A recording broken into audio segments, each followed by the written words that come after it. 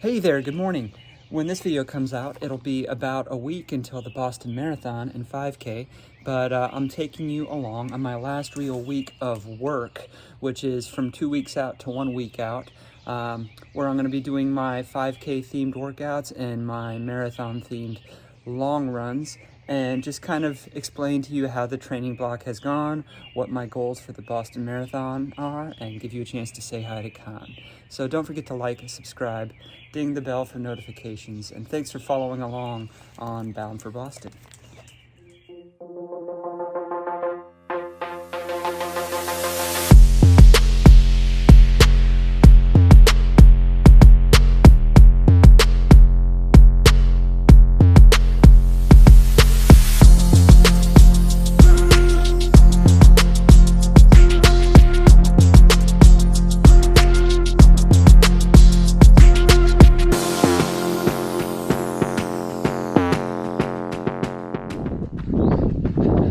So it's Sunday, it's long run day, and I usually count the long run as the end of my training week, but we're going to start this video with it because this is kind of the end of the week before, and then I'll go into the midweek workouts as we go along.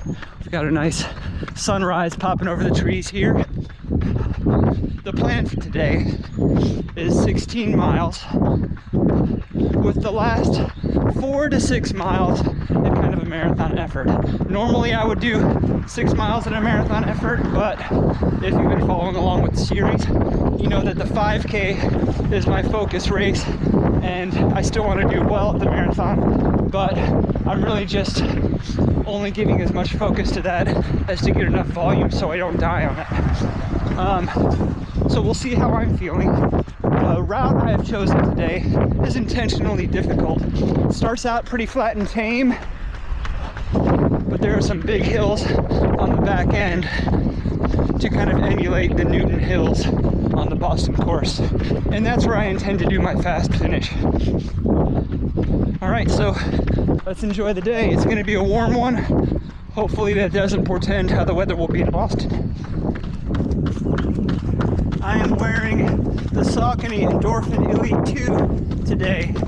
That is my prospective race shoe. I've pretty much narrowed down the marathon shoe to the Endorphin Elite 2 or the Hoka Cielo X1 2.0. I did 2 weeks ago a 21 miler in the Cielo X1 2.0 with a hard 8 miles at marathon effort on hills, and it did fine. But I really think the Endorphin Elite 2 might be what I choose, just because it feels a little bit more forgiving. But today is kind of a confirmation for that. I still have not made that decision yet.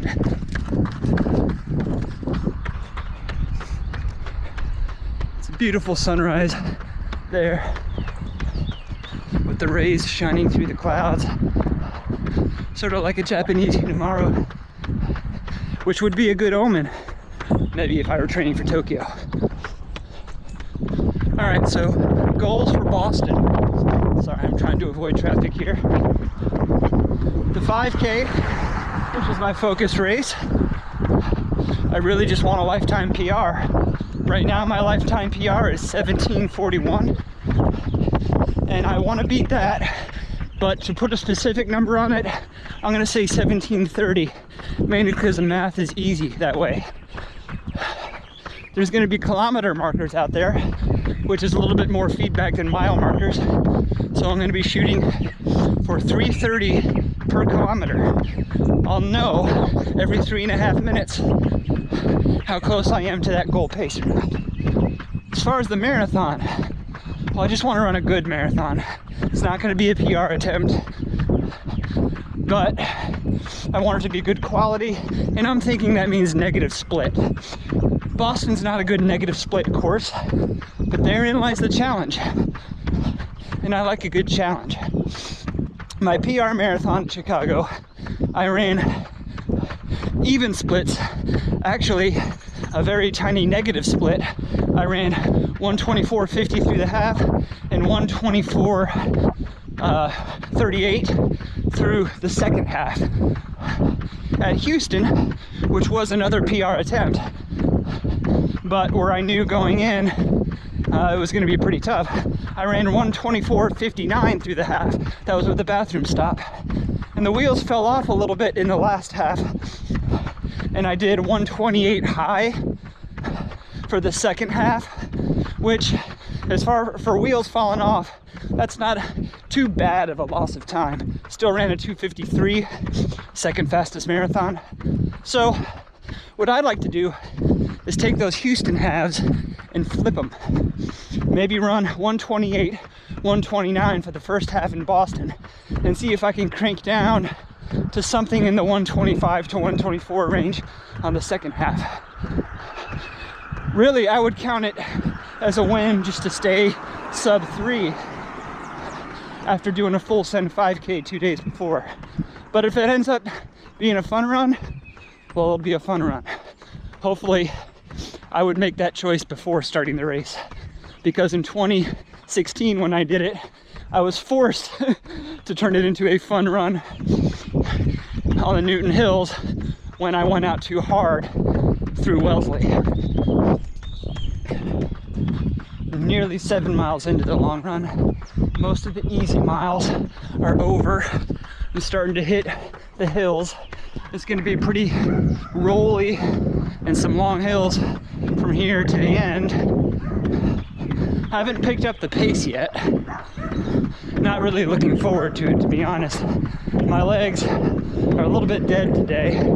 I'm not trying to talk myself out of it, more trying to talk myself up. I have to realize that there's still 15 days between now and the marathon, 13 days between now and the 5K.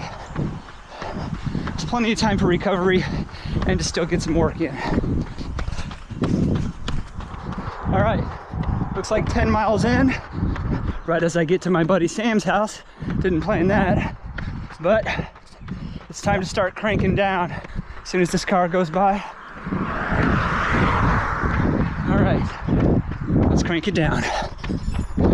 Shooting for kind of a marathon effort here, which the worst hills are yet to come, so I doubt it'll be really a goal marathon pace. Almost 3 miles in to the marathon effort piece. I'm at the foot of the last of the really long hills, so I'm going to treat this one like heartbreak, and then see if I can roll in and crank it down a little farther after. About 1.5 miles left to go. The marathon effort is in the high 6:30s, almost 6:40. That's about a 2:54 marathon pace, which would be what I'd run if I'm planning to do what I'm planning to do at Boston. All right, another 10 minutes. Let's go, Chase.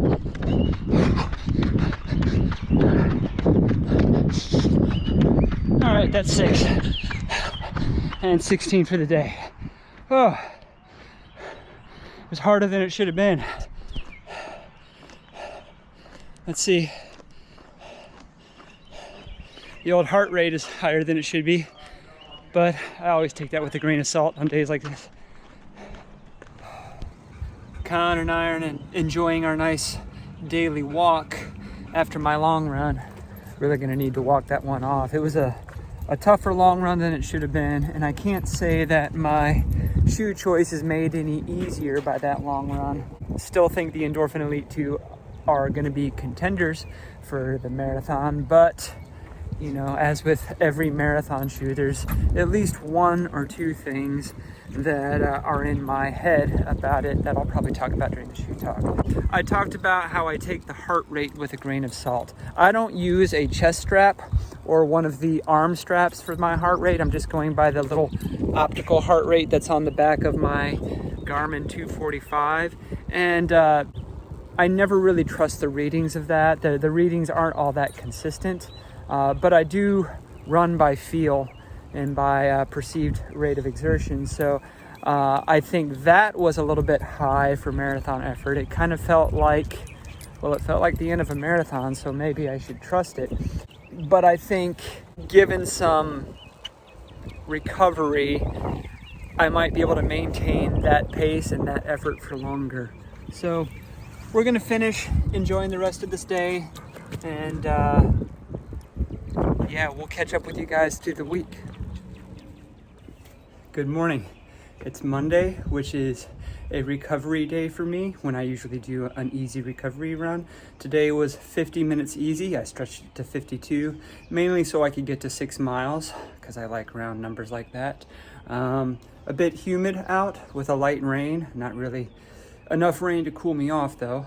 As far as shoe choice, it wouldn't really be a training video of mine if I didn't include the Hoka Mach 6 at least once, although these guys are getting pretty close to the end of their life. So I'll talk about them during the shoe talk. Workout day tomorrow. Hopefully my legs will feel a little more fresh for that. Good morning. I just finished my Tuesday workout and it was 5 by 1,000 on the track. I've been doing this workout on the roads lately, but I wanted to use the track for my last time doing this workout because I wanted to get those precise paces. Also, my recoveries were reduced to 40 seconds. I had done it with 90 seconds, with 60 seconds, and then today I did it with 40 seconds so that the goal is in about a week and a half when I do 5 by 1,000 at the Boston 5K, it will be with 0 recovery and it will be goal race pace the whole way. I would have filmed it, but the sun is just now coming up over the horizon, so it would have been totally dark. You wouldn't have seen anything. But I was wearing the ASICS Metaspeed Edge Paris for this workout, which has been a great fast shoe for me, and I've had a lot of success in the 5K. I'm still trying to decide between this shoe and the Streak Fly for my goal 5K. After how I felt today, it might be the Edge Paris, and that might be because not only do I feel like I can run a really fast 5K in it, but I think it will save my legs more than the Streak Fly since I'm running a marathon 2 days after that. Okay, so I've got a couple easy days on Wednesday and Thursday, and then I'm gonna do another workout, hopefully a less hard workout on Friday. Hello, it's Wednesday morning and I've been out for some easy miles with some friends. I had just an easy hour on the schedule today and I thought I would be feeling a lot more sore and beat up after that track workout than I am. I'm actually feeling pretty fresh, which bodes well for my races in the next week and a half. And today I'm wearing the Mizuno Neo Zen because it is just a fun shoe for easy running. And I knew the weather was gonna get pretty cool again, cold again, maybe not as cold as the winter, but this midsole Energy NXT just does really well in any temperature. I just wanted something fun and bouncy and easy to run in, and I know a lot of people like to run fast in the Neo Zen, but I love it as an easy day shoe. All right, I think I might bump my workout up to tomorrow, Thursday, my second workout of the week, and we'll talk about why I'm doing that a little bit later. Thursday morning, just finished the second workout of the week, and it was really more of a maintenance workout. It was 2 by 10 minutes at more of an LT effort, which the first interval was about a 6:03 per mile pace. The second interval was a 5:57 per mile pace, and then 4 by 1 minute on, 1 minute off. And that was more of like a 3K VO2 max effort, which is a little bit slower than I normally do for those. It was in between 5:20 and 5:30 per mile, but you know, it's really just a maintenance workout. I was doing it on the roads, so I wasn't really going for precise timing. The shoe I chose today was the Ultra Vanish Carbon, and this is my second run in this shoe, first real workout in this shoe.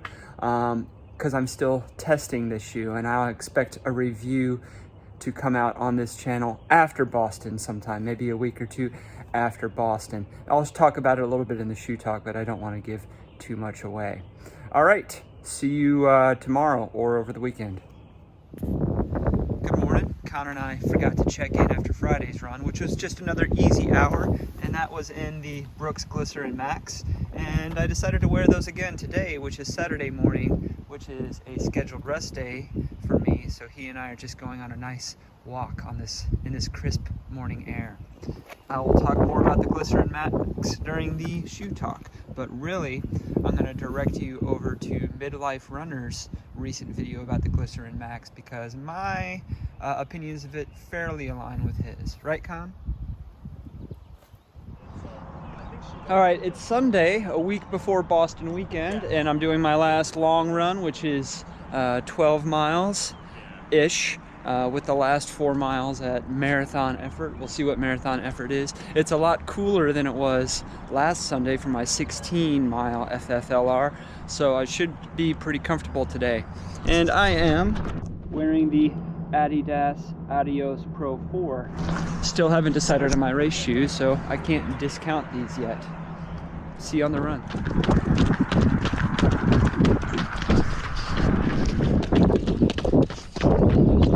We just started the last 4 mile segment at marathon effort. Running a little bit fast, but feeling good on this cool day. Anthony decided to join me.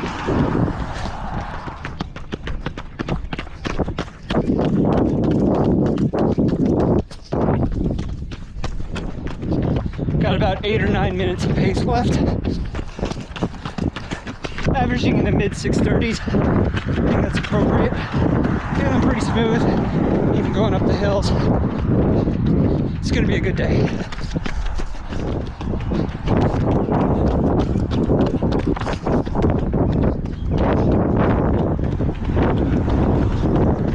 It's 4 miles. At a 6:29 pace. Finished with the run, 12.87 miles. I'm not sure what that is in kilometers. I guess it's about 20.6 kilometers or something. With the last 4 miles at a marathon effort, and that ended up being about a 6:29 pace overall, which is probably a little faster than I'll do at Boston, but closer to my PR marathon pace. Felt really good in the Adios Pro 4. Maybe considering it for my marathon shoe. It might be either this, the Endorphin Elite 2. We'll talk about it in the shoe talk. Okay, we'll do a little shoe talk now for the shoes I used this week. As you can tell, this was by accident. All of the shoes I used this week were some variation of red or white or a mixture of the two. Let's talk about them. So last Sunday, I did my 16-mile fast finish long run in the Saucony Endorphin Elite 2, which is a really fun shoe, a really fun racer, and I had been thinking about using it for the Boston Marathon and even just holding it in my hand. I think I am not going to. And I will talk about why when I bring up the shoe I am planning to use. I would point you toward Steven Scullion's video about this shoe where he compares it to the ASICS Metaspeed Sky Paris, where he says it is the funnest, fastest shoe that he has, but to beware for the late stages of a race. It is so unstable that some of those stabilizer muscles might get overworked, and I'm kind of definitely feeling the instability there. I will use it for a race, but I don't think I'm going to use it for the marathon. Monday, for a recovery day, my trusty Hoka Mach 6, which I can use for almost anything. This pair is about at the end of its life. The supercritical EVA is starting to feel a little bit dead. It's not quite as punchy as it was, but I can still wear these for bad weather days. You can probably get these at a discount now. Most versatile shoe of 2024. Yeah, I love this line of shoes, and I'm excited to see what they do next for the next Mach. Tuesday was a key workout, my last real key 5K workout, and it was 5x1000 in the ASICS Metaspeed Edge Paris, and I have decided that this is going to be my 5K shoe of choice, mainly so I can save the legs for the marathon, but also because I think I can go just as fast in this shoe as I can in the Nike Streakfly 2. I think for anything under a half marathon, this is probably my personal fastest shoe, so I can't wait to race an A race in this. Wednesday was an easy hour, And for that, I chose the Mizuno Neo Zen. This is another shoe that could do a lot of things. It has a very energetic foam. The Enerzy NXT is a supercritical TPU that is very bouncy at all temperatures. And it was cold on Wednesday, so I wanted something that was nice and bouncy no matter what the weather was going to be like. If I were going to buy another pair of this shoe, I would size down a half size. This is a true to size, and there's a lot of room in there, so it's kind of a baggy fit for me, which is why I'm not using it for workouts, but it's still really fun for easy days. Thursday was a workout, and I was going to do the workout on Friday, but I bumped it up to Thursday to give myself a little bit more recovery. And it was my second run in the Ultra Vanish Carbon 2, which I think is going to be a really good workout shoe for me. I don't think it's going to be a shoe I choose for any A races. I will talk about this shoe more when I do a review in a couple of weeks. But I think after having broken it in a little bit, having it for those tempo efforts, for those threshold efforts, it's a really good shoe to do some work in for that. More on this in another video. Friday, I had another easy 60-minute run, and for that, I chose the Brooks Glycerin Max. Go see Andrew the Midlife Runner's video about the Glycerin Max. He describes it very well. I don't think I gush over this shoe quite as much as he does. It's definitely not a soft and squishy recovery shoe as one would think by looking at that thick midsole, but it's a good daily mileage hog, which I think will last a long time. Finally, Saturday was a rest day. Today, Sunday, was my last fast finish long run, which was 12 miles, 12 plus miles, almost 13, with the last 4 at marathon pace. And for that, I chose the Adidas Adizero Adios Pro 4. And this, my friends, is I think the shoe that I'm going to choose to race the Boston Marathon in for a few reasons. One, it has the aggressive early stage rocker that made the Hoka Cielo X1 2.0 more appealing. It's a little bit toned down from that. It also has the bouncy supercritical TPEE that makes the Sofany Endorphin Elite 2 so appealing, but again, that's toned down a little bit. It's not quite as bouncy and uncontrollable, but I get that good level of bounce, that good level of response with the flexibility in the carbon rod system, sort of like the slotted plate system in the Endorphin Elite 2, with that aggressive rocker, and I get kind of a happy medium between the two. Previously, I said this shoe was going to be better for something like a half marathon, but I have taken this shoe on 20 plus mile days, with a lot of those days approaching marathon pace. So I think it will be good to go the distance, and it's Boston. It's an Adidas race. So wearing an Adidas shoe just seems appropriate to me. So I think this will be the one I pack along with this shoe for the 5K. These two will be my weapons of choice next weekend, and I can't wait to bring that to you. My next video will be in Boston, and I can't wait for it. Thanks for watching for this long. Don't forget to like, subscribe, ding the bell for notifications, and I'll see you on the next run.